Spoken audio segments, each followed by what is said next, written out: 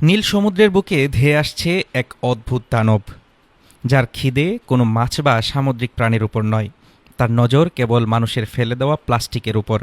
সাগরের বুক থেকে lakh lakh ton plastic এক নিমেষে গিলে খাচ্ছে এই দানব, যার নাম the ocean clean up. California আর হাওয়াইয়ের মাঝে গড়ে ওঠা গ্রেট প্যাসিফিক গার্বেজ প্যাচ মূলত প্লাস্টিকের এক নরক। মাইলের পর মাইল বিস্তৃত এই বর্জ্যের স্তূপকে দূর করতে বিজ্ঞানীরা যখন হাল ছেড়ে দিয়েছিলেন, তখনই জন্ম নেয় এই কৃত্রিম দানব। ২০১৩ সালে মাত্র ১৮ বছর বয়সী ডাচ তরুণ বোয়ান স্ল্যাট পৃথিবীকে তাক লাগিয়ে তৈরি করেন এই দানবীয় প্রযুক্তি।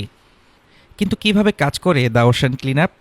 এর শরীর গড়ে উঠেছে প্রায় ২.২ কিলোমিটার দীর্ঘ এক ইউ আকৃতির ভাসমান ব্যারিয়ার দিয়ে।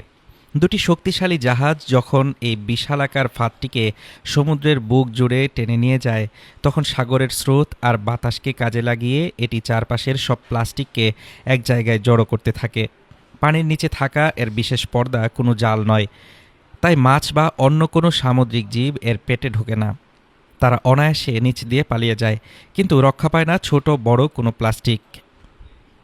সাগরের বুক চিরে সব প্লাস্টিক যখন এর পেটে এসে জমা হয়, তখন ক্রেন দিয়ে টেনে তোলা হয় টন টন বর্জ্য। সমুদ্রের বুক থেকে প্রতিদিন হাজার হাজার কেজি প্লাস্টিক গিলে খাচ্ছে এই সিস্টেম। লক্ষ্য একটাই, ২০৪০ সালের মধ্যে প্রশান্ত মহাসাগরের ৯০% প্লাস্টিক চিরতরে হজম করে ফেলা। আর সংগৃহীত এই প্লাস্টিকগুলোকে তীরে এনে রিসাইকেল করে তৈরি করা হচ্ছে নানা নান্দনিক পণ্য। মানুষের তৈরি বিষে যখন নীল সমুদ্রের দম আটকে আসছিল, তখন ওশান ক্লিনআপের মতো এই উপকারী দানব হয়ে উঠেছে প্রকৃতির রক্ষাকর্তা। তবে সমুদ্রকে পুরোপুরি বাঁচাতে হলে শুধু এই দানবের উপর ভরসা করলেই চলবে না। প্লাস্টিকের উৎপাদন এবং যত্রতত্র ব্যবহার আমাদের নিজেদেরই বন্ধ করতে হবে।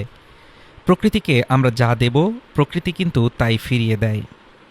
হাফিজুর রহমান তুষার, ঢাকা টুডে।